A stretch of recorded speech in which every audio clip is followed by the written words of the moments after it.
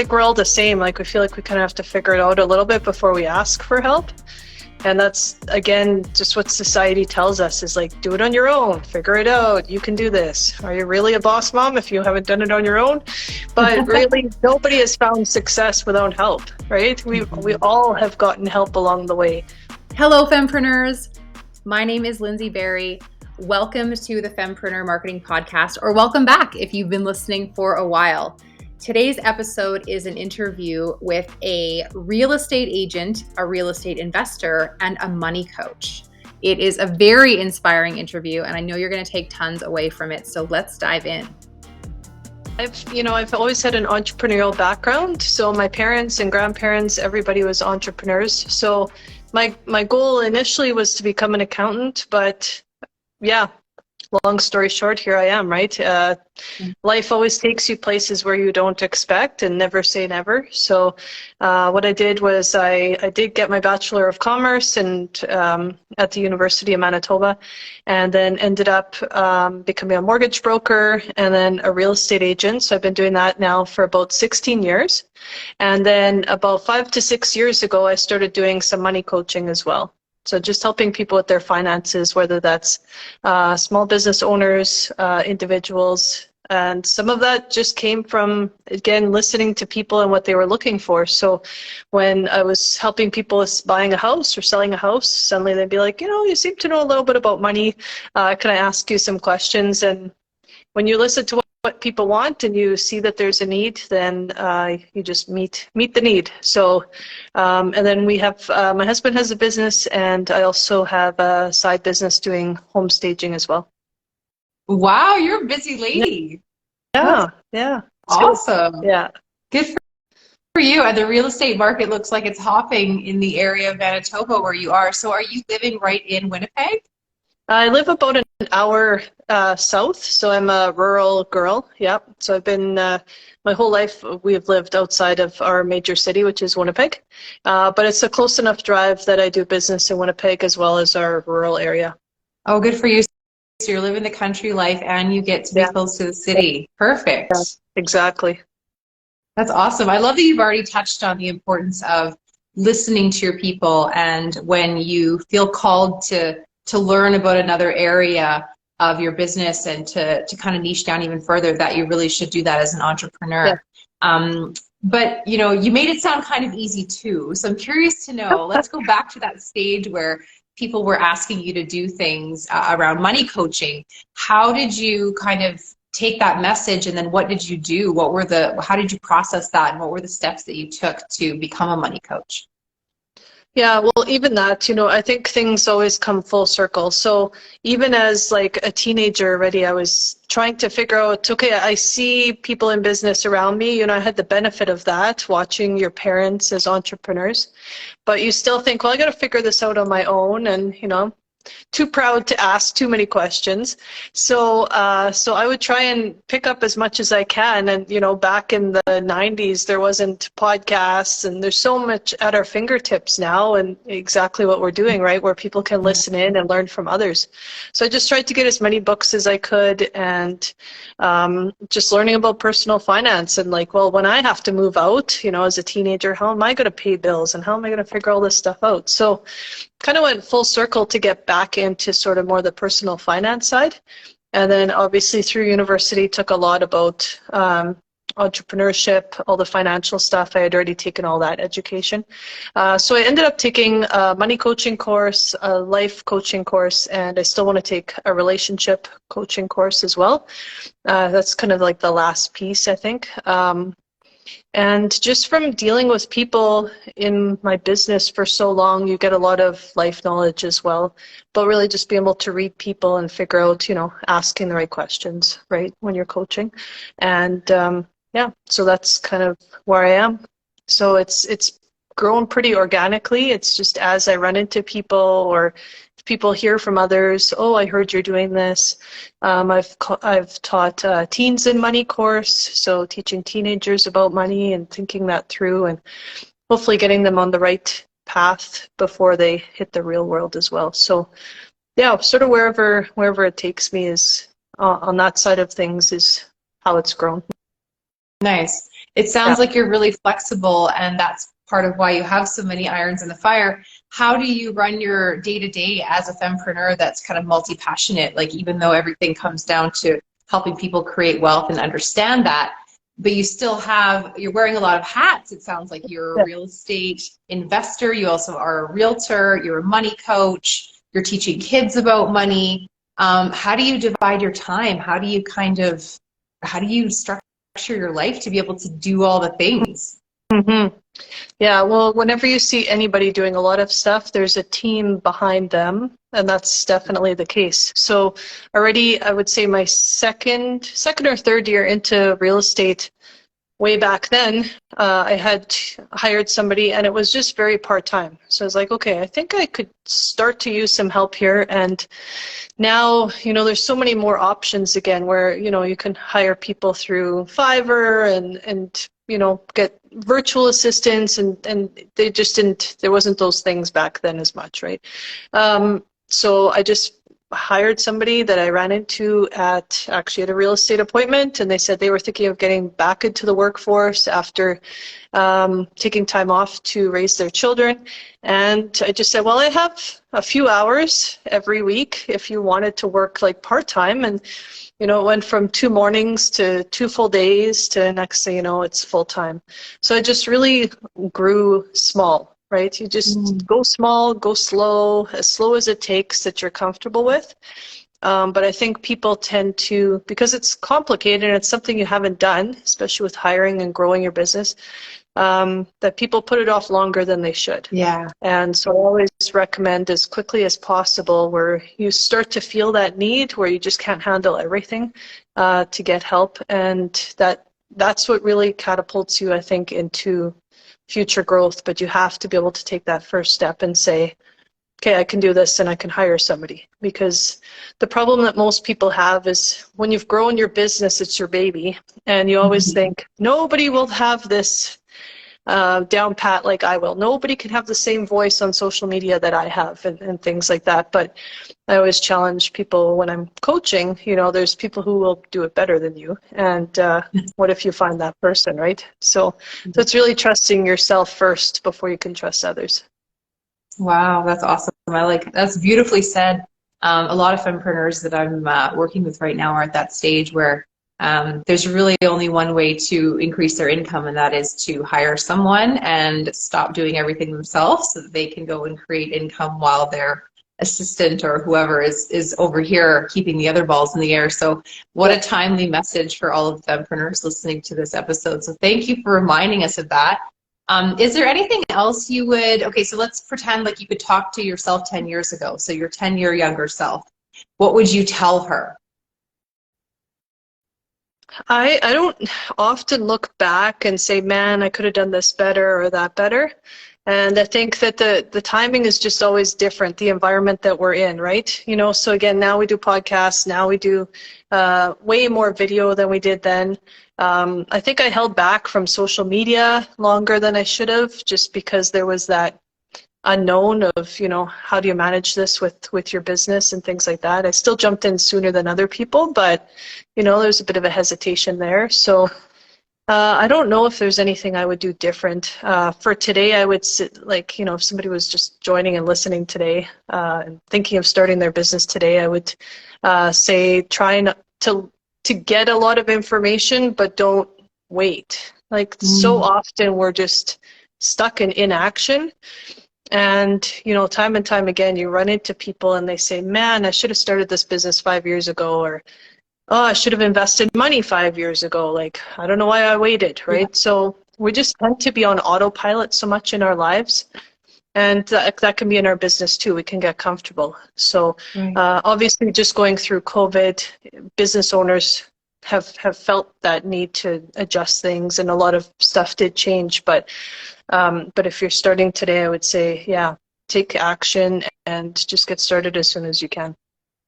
And I think it ties into what you said earlier about finding help. I don't know what your story is with social media, but when you decided to kind of jump in with both feet and really just, get on social media and use it as a marketing tool, did you ask for help with that, or were you more like me and just kind of flung yourself in there and figured it out as you went, or was it a mix of both? Or like, how did you really get into using social media as a marketing tool?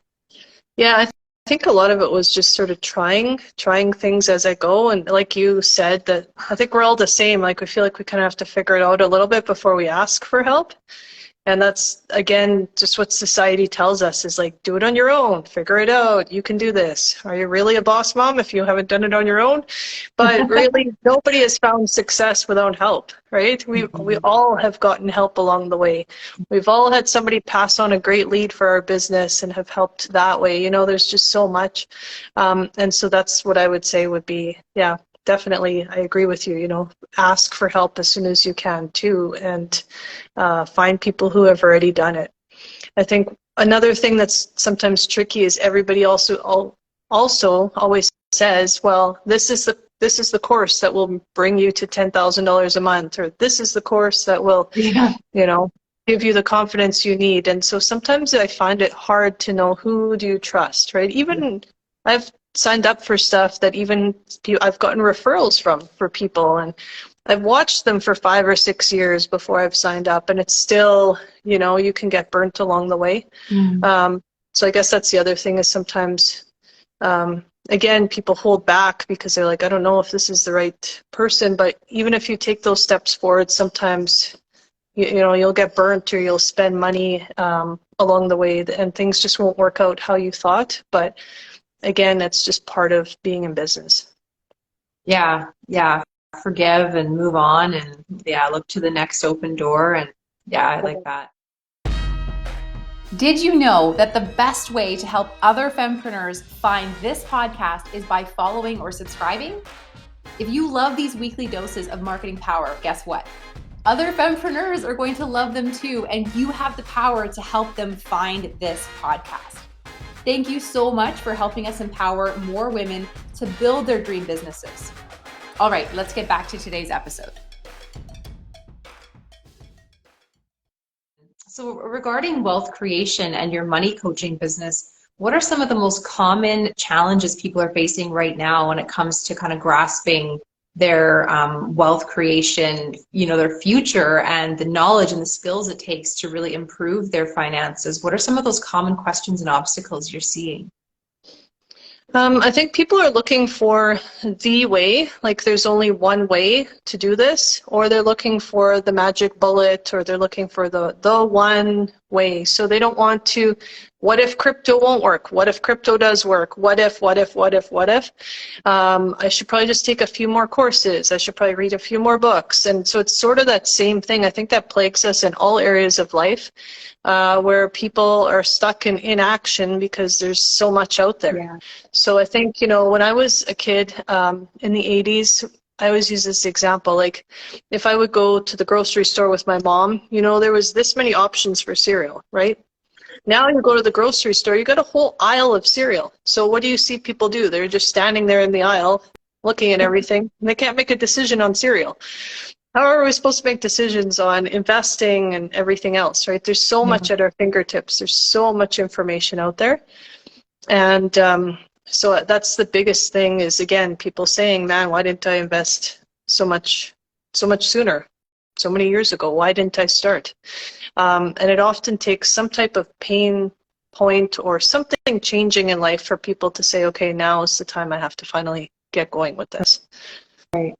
Yeah. And what's one of the first things you have these people do when they start working with you? What's one of those first action steps you have them take to get on the right track?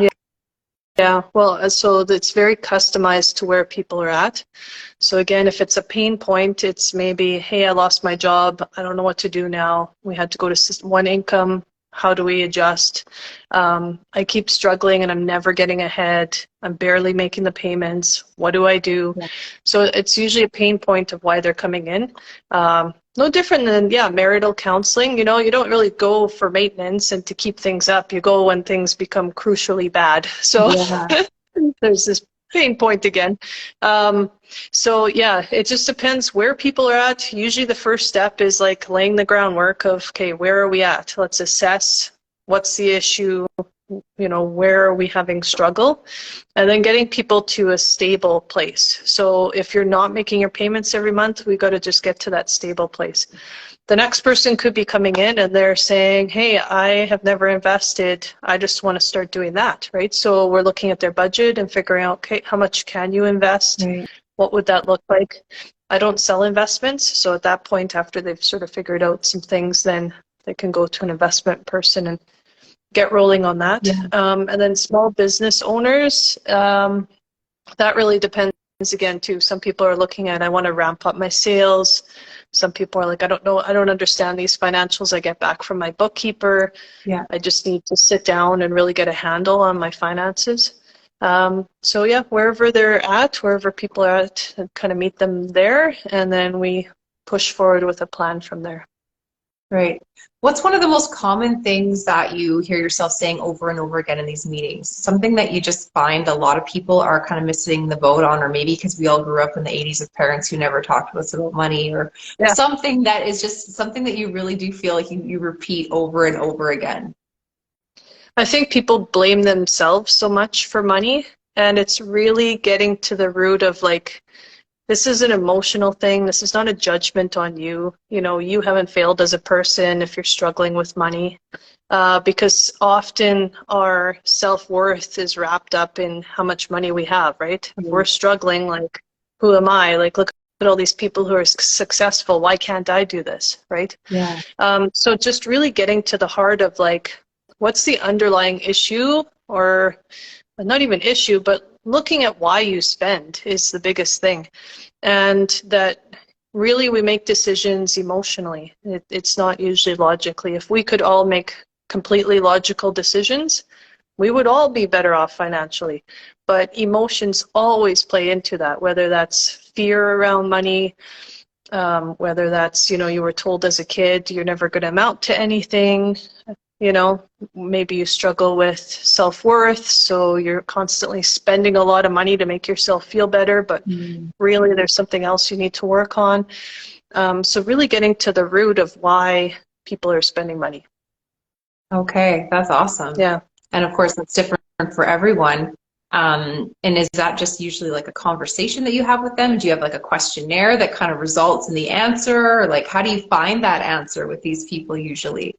Yeah, it's really just discussion, and starting when you're a kid, what are your earliest thoughts around money? What are the things that you remember?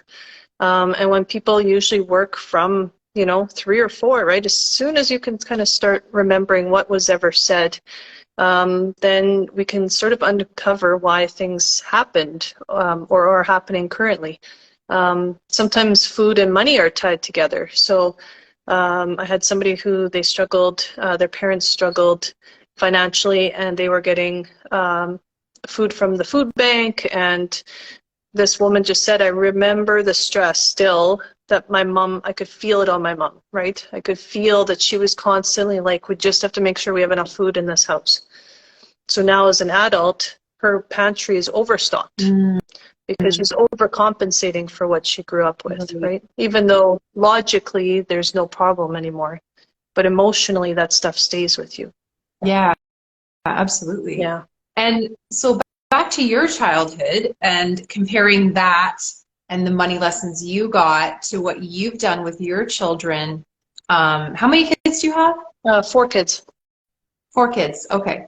And so what are some of the key differences that you've implemented as a parent around teaching your kids about money? Maybe some things that you felt were gaps in your childhood, or any of that kind of stuff?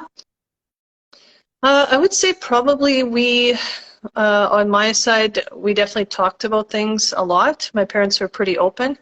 So I don't think that, I think we probably, my husband and I would have done a lot of what I grew up with. On his side, I don't know if they were as intentional about money conversations. So definitely he was taught save your money, and he was a good saver.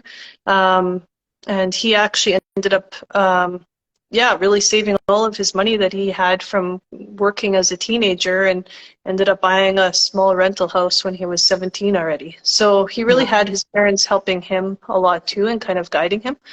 But I would say I don't know that they had the day-to-day kind of conversations as much as maybe my parents would have.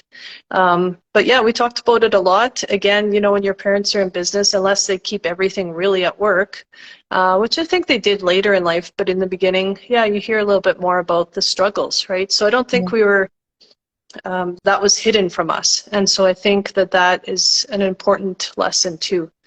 So my parents grew their business from like 2 employees to about 40, I think, by the time they sold. So you're going to have issues, right? They were doing big projects. You'd have cash flow issues between when money's coming in and when it has to go out. And so we heard all that kind of stuff. And I think in today's world, we try and hide kids. We try and hide the struggle from kids. I don't think that's the right thing to do. I think kids need to know, like, yeah, mom's going to be gone all day today, but it's because sometimes we have to work. Work comes first. Sometimes play comes first. Yeah. If we don't work hard, we can't do the fun stuff. And one thing that I really promote, I guess, in our family is just working together. Everyone's got to pull their weight. Everyone's got to help out. And it's not always fair. Sometimes one person will do more work because the other one's busy with something else. And so I think it's just sort of that team mentality is what we really try and promote with our kids as well. Nice. Yeah. So how can we support you? Do you have events coming up? Do you have something on your website that is time sensitive that people need to get before it's gone? Like, what kind of stuff do you have going on that people can partake in? So I've got 7 weeks to financial freedom. People can sign up for that course anytime if they want. So if you prefer a course, we kind of cover all the money topics in that in 7 weeks. And then there's also coaching. So if you prefer a one-on-one conversation, there's no long-term commitment. It's kind of like when you feel that you're done, we're good. So if you feel after 6 months you need to come back, we could do that. Yeah. And then I am teaching that Teens and Money course in early June. So there will be information out there on that as well. So if you want to get your kids, start the conversation with kids and you're not really sure how to start it, what I like about that, and I do encourage parents if they want to listen in, is that it's a good starting point, right? And then you can build from there. So when we talk about resumes, for example, then after that, you could say, hey, let's start working on your resume together, right, as a parent. So you can really encourage your kids, and if they have questions, hopefully you can answer them too for them. So. Awesome. And where do you hang out online most? Is Instagram where you hang out the most, or which social platform do you kind of spend the most time or like the most? Yeah, Instagram and Facebook are kind of my 2 most, where I'm on there the most, for sure. I still like Facebook. I'm a little bit old school. I still like Facebook because there's good conversation on there, I find, and I really enjoy the conversation with people. But yeah, I'm on both platforms quite a bit. Awesome. Well, thank you so much for taking the time to share some of your knowledge about wealth creation and even just about creating a business from things you love to do and from what the universe is asking you to do with your life. It was really inspiring. Is there anything you want to leave fempreneurs with before we hop off? No, just I think always take action, be really intentional, and be open to maybe what the next step is, and just listening to what other people are saying about you or needs that they have, and continue to look for those opportunities and keep growing. Nice. Thank you so much, Crystal. Thanks everyone for tuning in. Have a great day. Bye for now. Bye-bye. Hello, Fempreneurs. This is Laura, producer of the Fempreneur podcast.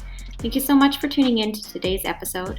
If you want to hang out with Lindsay and I and other women like you, head over to femteam.com. We'd love to help you grow your business. Talk to you soon. Bye for now.